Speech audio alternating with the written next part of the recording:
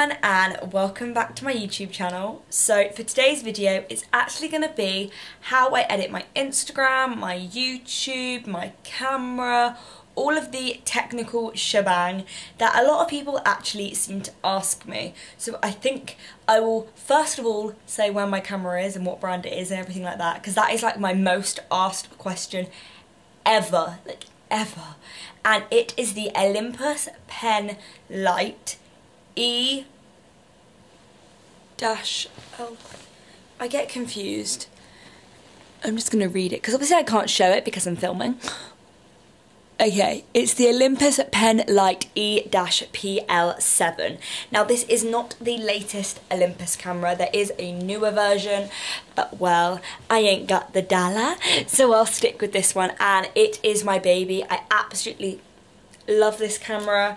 I use it for everything. I use it for my Instagram, I use it to film with, I use it to vlog with, and it may not be the best quality camera for a sit down video, but I'm not in the position to be going out and spending money on a Canon to then sit and film with and then use this for vlogging, so it just all gets used under one umbrella. And this camera is approximately like £400, thereabouts, maybe a little bit more, maybe a little bit less, depending on where you get it from, if you get it second hand, if you get it first hand, blah blah blah blah blah. And I mean, it's my baby. I am totally not technical in the slightest, and I just put it on auto and we go with that pretty much. So yeah, if someone wants to teach me how to use cameras, I would very much appreciate it, but in the meantime I'll just do my thing. I've got it in the cream colour, so it is also quite pretty, but it does get a little bit dirty.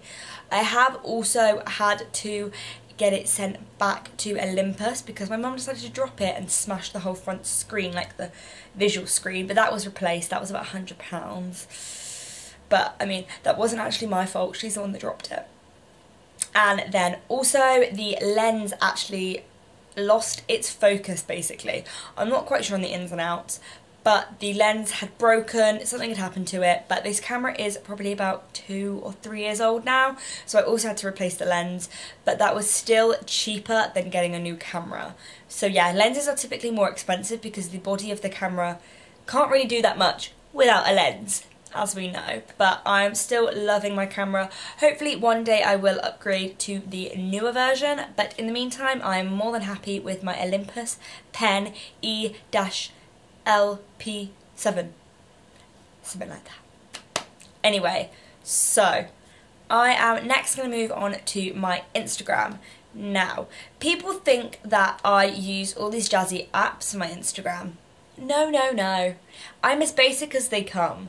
So this is a little look at my Instagram. If you don't follow me, then you should. And it's just Misha_Grimes. Simple, easy, yet sophisticated, elegant. No, it's not, but we'll go with it. So I have 10.7k followers, which is a lot for me. Little old me, 10.7 people. That's a big number. To most people on the Instagram world, that's nothing. But you know, we've got to start somewhere. So I'm getting there. I'm getting there. So I actually only reached 10k like a month ago, so 700 in a month is pretty good going for me. And I just have all my little info bits up here, linked to my YouTube, blah blah blah blah. We all seen that.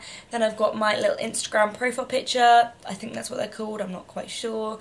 And it's just like a glam picky of me. So yeah, when I was made up by Sheila. Then if we have a look at the gram at the moment, it's very much a colourful mess of holiday moments. And I mean, I may be in England right now, back from a holiday, but I have lots of photos saved from Miami ready to post, so I continue to do so. And then we've also got some pageant pickies, blah blah blah blah, some more Miami vacay pickies, some more pageant pickies, and then we go back to my Instagram from before I went away on holiday. Yes, I did go away to Orlando and Miami, and if you haven't seen the vlogs then you should go back and watch them. But I typically worked on a 3 basis. So you got to think, if you want to get more followers on Instagram, you need to be posting regularly for people to see your images, to find your content and everything like that. So I have kind of been working on a 3 pics a day post rate. and that makes sure that different people are seeing me. And yes, at the beginning it made a lot of people that I actually know unfollow me because they were getting sick of my face. I mean, I can't really blame them. The best way that I could see to get noticed on Instagram, So that is why I came up with the 3 of the same sort of image, style, outfit concept. And a few people actually do this on Instagram. I'm the only person that I know that does this, like personally know. Otherwise they're just celebrities. I can imagine for someone following me, maybe it does get a little bit boring. I hope not. But this makes it so much easier to post 3 times a day, because trying to get 3 different photos from 3 different places, from 3 different looks, to post 3 times a day is just a bit much. Apart from when I'm on holiday, because obviously I'm getting lots of different pictures. But when I'm in England, typically I'm in my gym gear, editing, or I'm filming. So that is why the 3 came into play, and this just allows me to easily post 3 photos a day, because they're kind of the same photo repeated, but it does look very aesthetically pleasing when you look at my Instagram as a whole. Whereas the holiday pics, less much.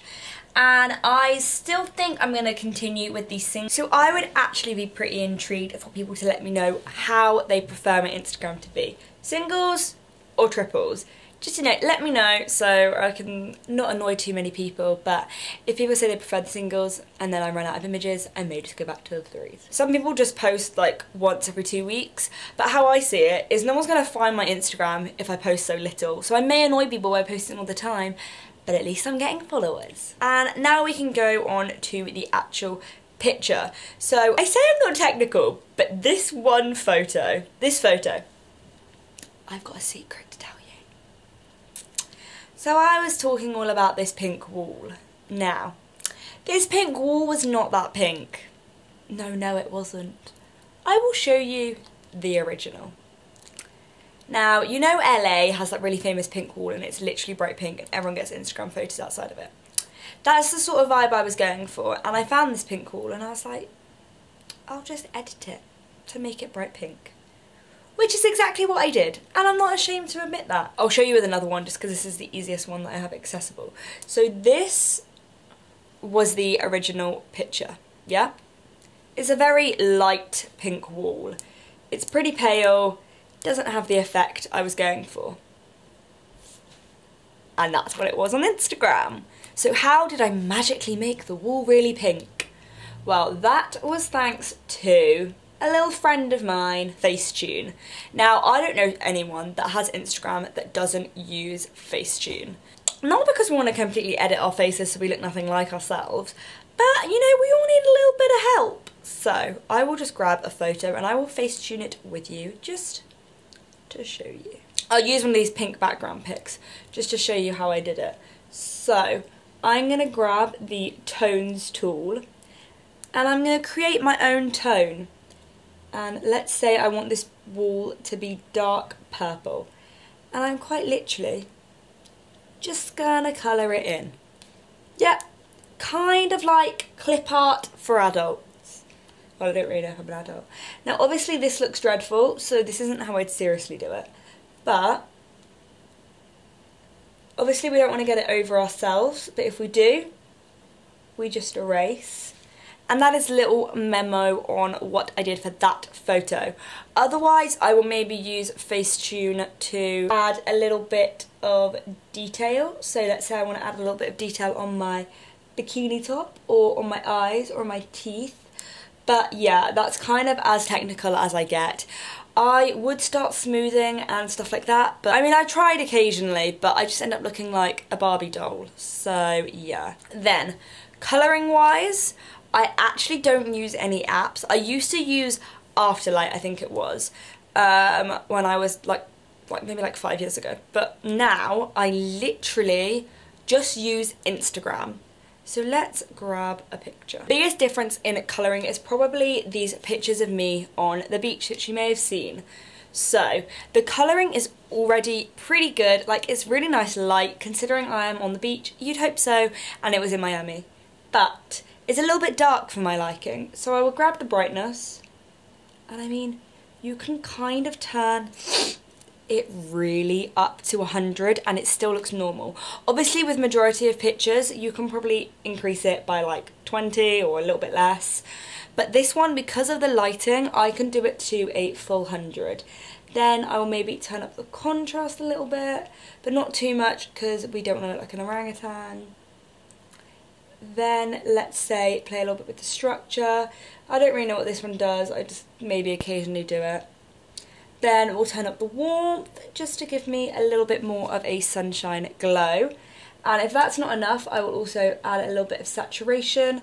Just not too much, because then obviously I look like an Oompa Loompa, but just enough that I look a little bit warm and the sunshine and the clouds and the blueness really shows. And the final one I will use, which I think is probably an unused tool, is the sharpen tool. Now, I turn up the sharpen just to make the photo look more real. My old Instagram photos, I used to use the actual filters that they provide, but I think that just makes everyone look really fake. So, I turn up the sharpen and I just think it makes it look like the photo's actually there in front of you. And that is the pic.